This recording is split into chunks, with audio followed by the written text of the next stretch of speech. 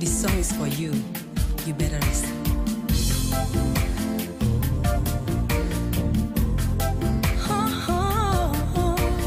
Tak pernah kuduga semuanya berubah saat kau memandangku, bergetar hati ini. Kau berikan harapan tentang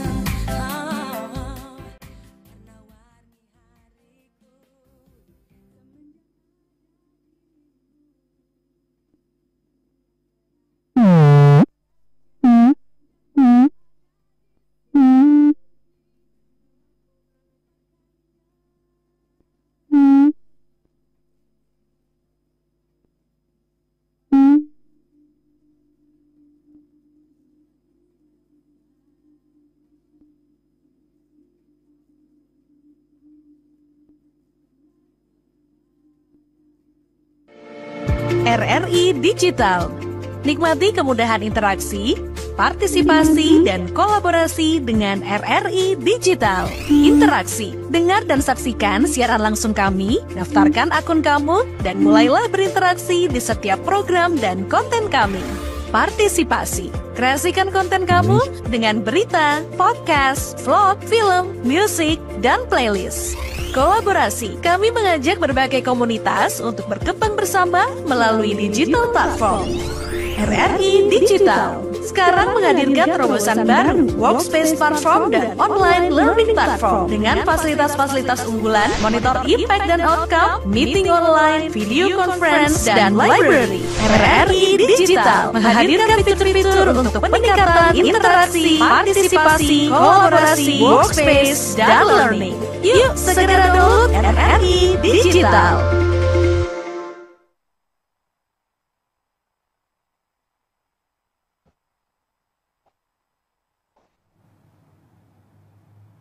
Baik, Assalamualaikum warahmatullahi wabarakatuh. Baik pendengar, terima kasih buat Anda yang pastinya tetap setia bersama kami di Pro 1 Kanal Informasi dan Inspirasi.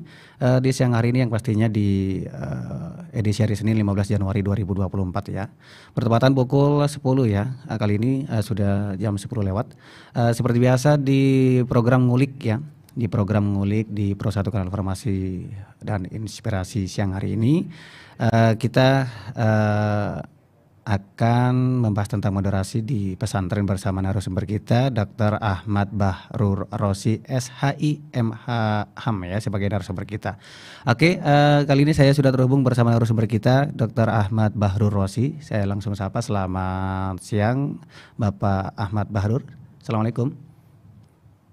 Waalaikumsalam, selamat siang juga Mas Halili. Iya, oke. Selamat siang juga. Apa kabar siang hari ini Bapak Bahrur Rosi? Baik, alhamdulillah. Alhamdulillah ya, kabarnya sehat ya. Kalau cuaca gimana? Alhamdulillah sehat. Seperti dilihat sepertinya mendung sekarang. Mendung ya, mendung tanpa udan berarti ya. Mendung. Oke. Yang penting kita sehat ya, diberi kesehatan. Alhamdulillah, kita harus bersyukur. Alhamdulillah. Mas Halili juga sehat. Ya, alhamdulillah. Mohon minta waktunya sebentar ya Bapak Bahrur untuk tentang moderasi di pesantren siang hari ini. Oke, Bapak Bahrur berbicara tentang topik kita siang hari ini ya. Mungkin sebelum berbincang Bapak Bahrur, mungkin bisa dijelaskan, barangkali bisa dijelaskan apa itu moderasi beragama. Baik, terima kasih. Selamat siang pendengar RRI. Hal yang menurut saya sangat penting sekarang untuk menjadi atensi kita bersama bahwa kita itu sekarang dihadapkan kepada fenomena merebaknya cara berpikir formalis tekstual yang saya bahasakan mungkin ini ala Muslim urban perkotaan. Itu sangat miris sekali kita perhatikan di sekitar kita. Ini kemudian cara berpikir tekstual ala urban perkotaan ini kemudian menular kepada pola pikir masyarakat yang berada jauh di pelosok desa melalui teknologi informasi. medsos dan sebagainya, sehingga notabene tingkat pemahaman keagamaan yang pas-pasan itu kemudian lepas dari akar pemikiran toleran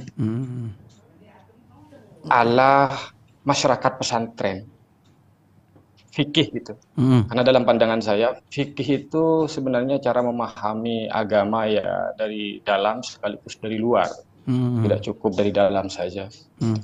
Kenapa begitu? Karena proses instanisasi pemahaman keagamaan itu sekarang sudah tidak terbendung ketika apalagi kemudian ketika para politisi nakal sengaja memanfaatkan media sosial untuk menggoreng isu sensitif keagamaan untuk satu tujuan politik. Makna plural agama itu kemudian dikudeta menjadi makna yang tunggal oleh kelompok-kelompok tertentu yang paling merasa berislam, paling merasa Islam. Sehingga hasilnya gairah keberagamaan yang menggebu itu berbanding lurus dengan proses pendangkalan pemahaman agama itu sendiri. Nah, maka benteng terakhir yang bisa diharapkan dalam melestarikan nilai-nilai toleransi dalam kehidupan berbangsa yang majmu ini adalah karena sebagaimana dikatakan oleh Hadratus Syekh Hasyim Asy'ari, jelas ad-dinu ilmun. Jadi agama itu sebenarnya ilmu. Unzuru amman ta'khuduna dinakum, maka harus hati-hati dari siapa kita belajar atau mempelajari agama itu. Iya, betul. Nah, maka pertama ya harus pilihan satu-satunya pesantren, karena pesantren itu memiliki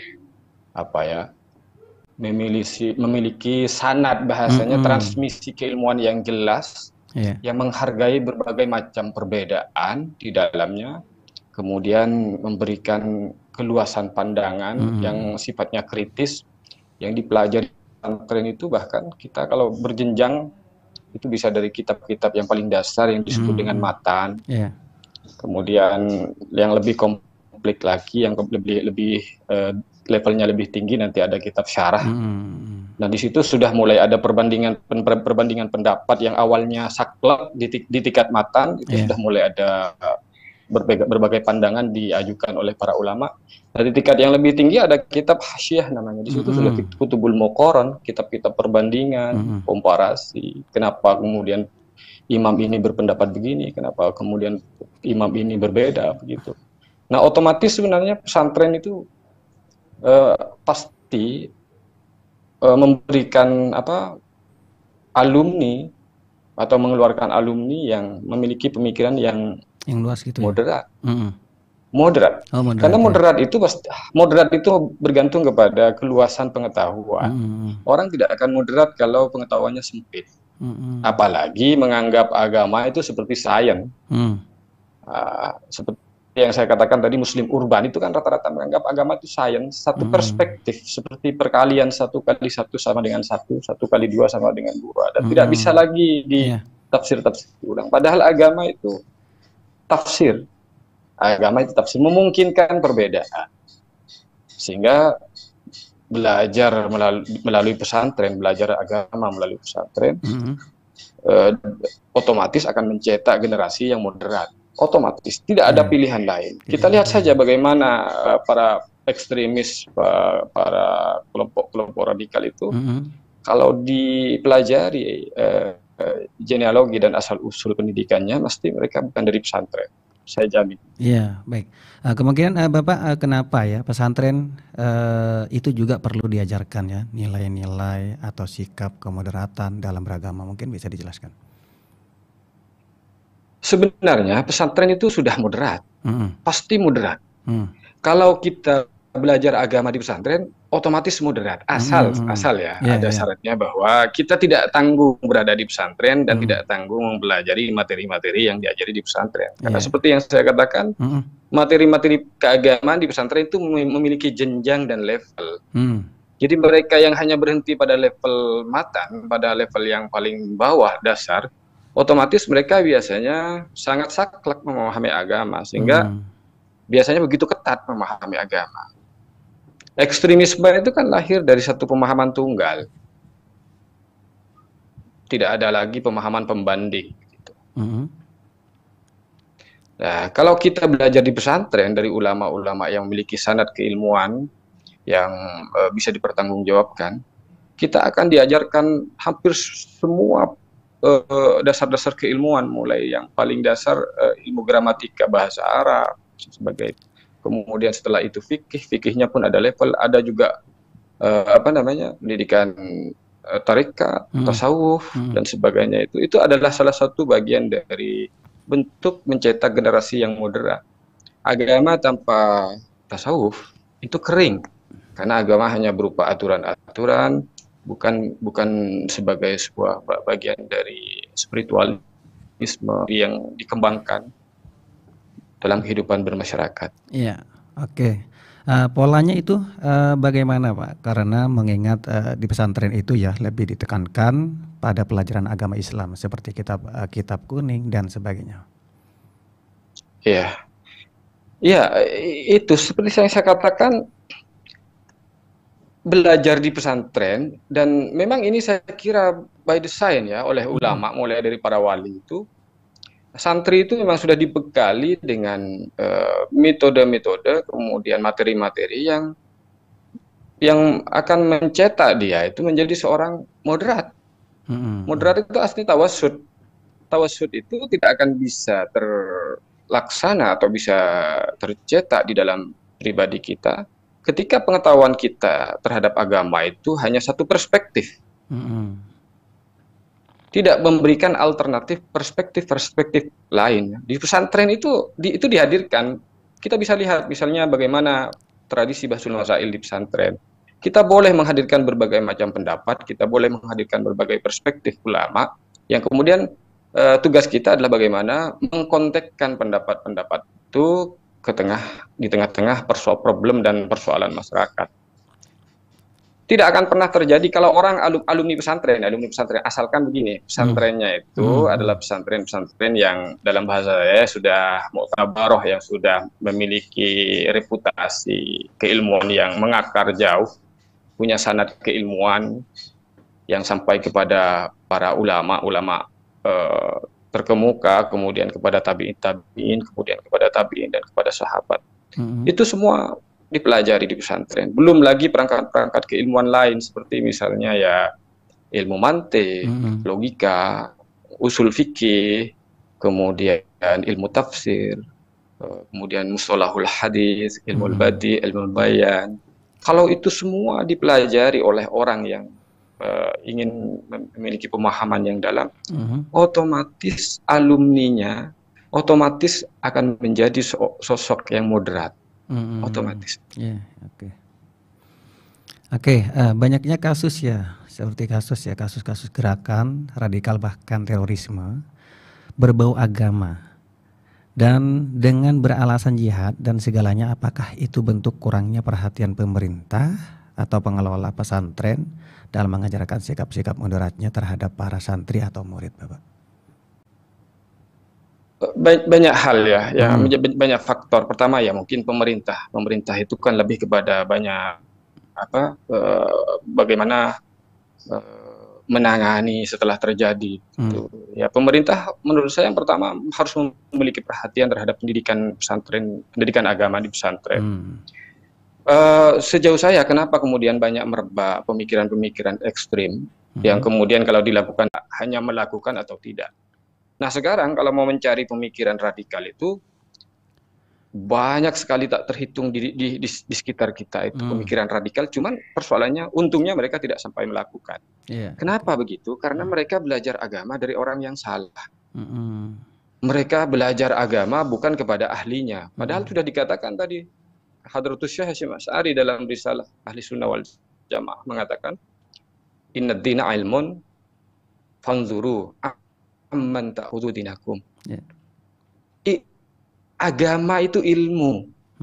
Agama itu ilmu. Maka karena dia ilmu, maka tidak ada agama bagi orang yang tidak berilmu. Nah sekarang ini kan orang banyak beragama tanpa ilmu. Sehingga yang muncul ke permukaan spirit lebih tinggi dari gairah lebih tinggi dari ilmunya. Ketika gairah lebih tinggi dari keilmuannya, maka tampillah sikap-sikap ekstrim dan radikal itu. Ya, pertama yang menjadi tugas kita bersama, orang tua harus punya kesadaran bagaimana mendidik anaknya itu ke pesantren. Atau kalau tidak bisa ya harus berguru kepada orang-orang yang memiliki reputasi atau keilmuan yang betul-betul bisa dipertanggungjawabkan, baik itu substansi keilmuannya ataupun sanad transmisi keilmuannya. Ya, berarti itu tergantung dari kedua orang tua gitu ya Bapak ya? Betul, saya kira kalau di pesantren kan aman. Sejauh ini tidak ada alumni pesantren yang transmisi keilmuannya jelas. Pesantren-pesantren besar yang menjadi teroris, tidak ada. Teroris itu muncul justru dari alumni-alumni yang masuk yang belajar ke luar Indonesia dan pulang membawa ideologi-ideologi yang tidak sesuai dengan keilmuan ulama-ulama Nusantara. Iya, baik. Oke, dalam hal akidah ya, bagaimana sikap yang tepat sesuai nilai moderasi beragama terhadap pemeluk agama lain mungkin Bapak? Ya, jadi mungkin saya perlu bercerita agak komplit, agak panjang begini, karena kenapa kita bermadhab Asy'ari? Kenapa Asy'ariyah itu moderat? Karena Asy'ariyah itu merupakan akidah atau prinsip berkeyakinan yang memadukan dua hal yang ekstrim. Yang pertama kelompok rasional, yang kadang ada kelompok rasionalis dulu namanya Mu'tazilah. Itu sama sekali anti terhadap teks, sehingga ketika ada konfrontasi antara teks dengan akal, ya akal nomor satu begitu, dimenangkan. Itu ekstrim rasional. Ada kelompok yang ekstrim tekstual, sehingga memahami agama hanya teks saja. Sehingga ketika ada teks yadullah fawqa aydihim, maka Allah itu bertangan, maka Allah itu berizin, bermateri, dan sebagainya. Akidah Asy'ariyah. Sesungguhnya akidah apapun, termasuk akidah-akidah yang sama, yang mirip, memiliki miripan seperti Al-Maturidiyah, itu artinya mereka adalah akidah yang memiliki resolusi mengambil dari semua komponen baik akal atau teks begitu.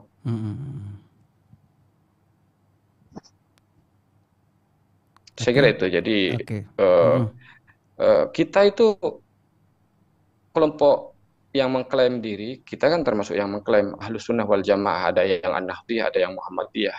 Intinya adalah bagaimana bisa mengemas pemikiran-pemikiran ekstrim yang berbeda itu dalam resolusi pemikiran baru. Saya kira berbangsa ini juga, negara kita ini, model negara kita ini juga adalah produk dari pemahaman beragama yang moderat. Jadi kita itu sebenarnya NKRI ini kan digagas oleh ulama yang luar biasa, keilmuannya begitu luas sehingga mereka tidak terjebak kepada ekstremisme negara agama dan negara sekuler, sehingga jadilah negara Pancasila, negara kebangsaan yang dibuat dengan cara moderat, ini sebenarnya digagas dengan konsep-konsep moderasi beragama. Kita bukan negara agama tapi sangat agamis, kan itu kan? Iya, betul Bapak. Tapi juga bukan negara sekuler. Siapa yang menggagas ini? Ya kiai-kiai, ulama-ulama yang memiliki pemikiran keagamaan yang moderat. Oke, baik Bapak, terima kasih ya. Kita break sejenak ya. Kita akan ikuti beberapa pesan-pesan berikut ini dulu. Nanti kita mulai kembali lagi tentang pembahasan topik kita, moderasi di pesantren pastinya, di program Ngulik.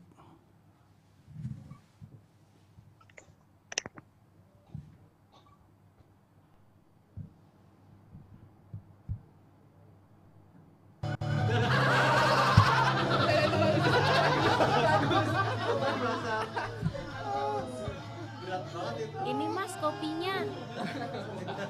Kayaknya kok ngobrolnya seru banget ya Mas. Iya dong. Ini loh Mbak Cantik. Masa pilihannya Rifki ini partainya. Weh, tapi ape? Tapi bagus itu. Alah, pilihan kalian aja nggak masuk akal. Sudah. Pilihan kalian boleh beda. Tapi jangan saling mencela. Buat mas-masnya ganteng ini, aku punya pantun. Oh, boleh. Keternatai. Ojo grogi toh Mbak. Kenapa sih kita udah siap-siap cangkok? Bukan. Maksudnya beli teratai keternate. Cakep. Meski beda partai, kita harus tetap santai. Setuju. Lah iya, lek Paidi itu loh, apa ya nanti bisa ikut nyoblos? Loh, lah emangnya kenapa toh Mbak Yu? Walau wong lek Paidi pakai kursi roda, apa ya nggak repot nanti? Kasihan toh Lek Paidi. Lolo yo lebih kasihan kalau Lek Paidi tidak menyalurkan suaranya toh Mbak Yu. Penyandang disabilitas sebagaimana dengan orang penyandang non disabilitas memiliki hak dan kewajiban yang sama, termasuk hak dan kewajiban konstitusional yang meliputi hak ekonomi, sosial, budaya, dan negara mempunyai kewajiban untuk memenuhi, menghormati, dan melindungi setiap hak yang dimiliki oleh setiap warga negaranya, ya termasuk hak pilih pemilih disabilitas. Yo kalau gitu kayak buruan dikasih tahu Mas, sebelum menyesal di kemudian hari loh. Loh Mbak Yu, kan rumahnya sebelah Lek Paidi toh? Oh iya ya.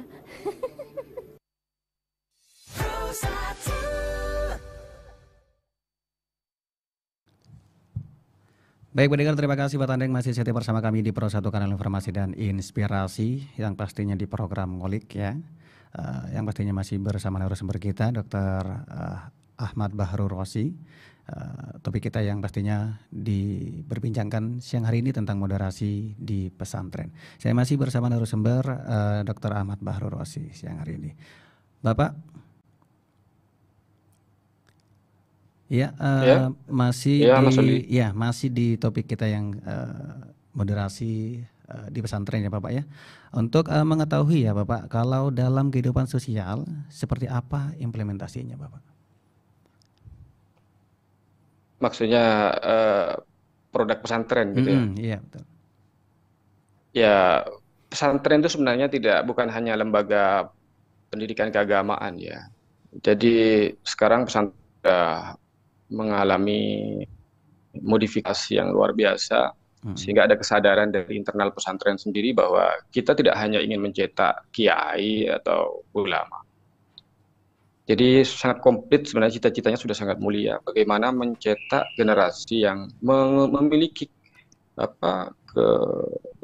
pemahaman agama yang komprehensif, tetapi juga bisa memiliki peran yang signifikan di masyarakat. Oleh karena itu pesantren-pesantren yang dulunya berorientasi hanya mengajarkan pendidikan agama sedalam mungkin, itu sekarang mulai melebarkan sayap. Bagaimana santri memiliki life skill, keterampilan, dan juga bisa melanjutkan ke jenjang pendidikan yang lebih tinggi ke perguruan-perguruan tinggi, baik negeri ataupun swasta, baik agama ataupun non-agama. Jadi sebenarnya pesantren sudah sangat bisa kita percaya. Persoalannya sekarang adalah bagaimana kesadaran masyarakat. Selain itu saya kira ada pesantren yang sifatnya virtual sekarang. Ada jamiah-jamiah, ada organisasi-organisasi kemasyarakatan yang menjadi bagian dari pesantren luas.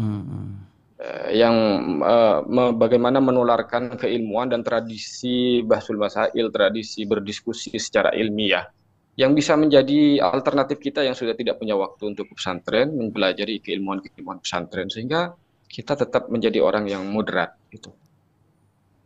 Iya, oke. Berbicara tentang moderasi pesantren ya, masih soal moderasi beragama di pondok pesantren Bapak. Kalau melihat karakteristik pesantren berbeda-beda, seperti ponpes modern, setengah modern, dan salaf, mungkin ada perbedaan pola moderasi beragama di ponpes tersebut. Misalnya antara Al-Amin mungkin berbeda dengan ponpes di Anokaya, bahkan berbeda pula dengan pondok Salaf Al-Ishaf ya di Kelaban mungkin. Iya, jadi kita memang dihadapkan kepada model-model pesantren ya. Tetapi secara umum jika sesungguhnya mereka memiliki jaringan yang satu jaringan yang sama sebenarnya. Kalau kita telusuri ada jaringan kiai yang sebenarnya antar satu sama lain itu sebenarnya satu ikatan keluarga. Tetapi sistem yang diterapkan itu berbeda menurut cara pandang kiai tersebut atau pengasuh tersebut bagaimana mengharapkan santrinya ke depan. Ada yang masih konsisten dengan pembelajaran kitab tradisional, hanya kitab kuning. Punya kelebihan juga, tetapi punya kekurangan menurut saya. Jadi kelebihannya itu ya mereka komprehensif memahami ilmu-ilmu keagamaan, ilmu alat, ilmu fikih dan sebagainya. Tetapi mereka kemudian memiliki kelemahan di bidang metodologi. Ketika dihadapkan dengan persoalan yang yang aktual di tengah masyarakat. Di sisi lain ada pesantren yang memilih jalan istilah modern. Saya nggak tahu sebenarnya kriterianya sangat tidak tidak akurat gitu atau tidak jelas sebenarnya. Okay. Hanya ada pesantren modern yang biasanya karakter salah satunya itu tidak memperdalam khazanah keilmuan kita, potensi kemampuan ilmu-ilmu tradisi atau ilmu-ilmu salaf, ilmu-ilmu kitab kuning itu sangat lemah.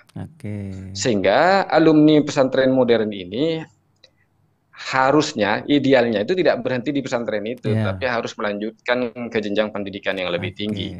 Sebaliknya yang salaf itu tadi yang hanya mengajarkan kitab-kitab tradisional, kitab kuning, otomatis dia punya tanggung jawab bagaimana nanti alumninya bisa ikut bisa mengenyam pendidikan formal sehingga tidak memiliki kelemahan metodologi yang ada itu bisa tertutupi begitu. Misalnya dengan persamaan kemudian bisa mengenyam pendidikan di tingkat perguruan tinggi. Ada banyak mahasiswa saya itu alumni salaf bisa karena dengan mengikuti paket dia mereka bisa. Mereka bagus, potensi keilmuan salafnya bagus. Tetapi ya memang harus diakui metodologinya lemah. Nah, yang bagus menurut saya, yang ideal itu jadi pesantren yang mengajarkan ilmu-ilmu tradisional, ilmu warisan ulama salafus soleh, pemahaman fikih yang mendalam, pemahaman akidah yang mendalam dan bertasawuf yang mendalam. Kemudian juga disertakan dengan life skill, bagaimana hidup di tengah masyarakat juga. Terus bagaimana bisa melanjutkan pengetahuan di pesantren itu ke perguruan tinggi. Itu. Ya, baik Bapak. Terima kasih ya Bapak atas waktunya, atas kebersamaannya siang hari ini yang pastinya di program di program Ngolik ya. Kita sudah membahas tentang moderasi di pesantren dan apa yang sudah diterangkan tadi oleh Bapak Ahmad Bahrur Rosi ini semoga bermanfaat gitu ya Bapak ya. Di lain kesempatan kita bisa berjumpa kembali di program yang sama dan jam yang sama pastinya Bapak. Saya ucapkan terima kasih banyak. Selamat siang. Wassalamualaikum warahmatullahi wabarakatuh. Selamat siang. Waalaikumsalam warahmatullahi wabarakatuh. Baik pendengar, itu tadi perbincangan kami tentang moderasi di pesantren, tentang topik kita ya tadi, moderasi di pesantren bersama narasumber kita Ahmad Bahrur Rosi. Oke, kita akan menyatu ke Pro 3 Jakarta sesaat lagi tepat pukul 11 siang, yang pastinya kita akan mengikuti dinamika olahraga. Tetap setia bersama kami di Pro 1 Kanal Informasi dan Inspirasi. Suara indah, drama penuh cinta, damai jiwa, tulus terasa nyata. Kita kabarkan berita, membuka cakrawala.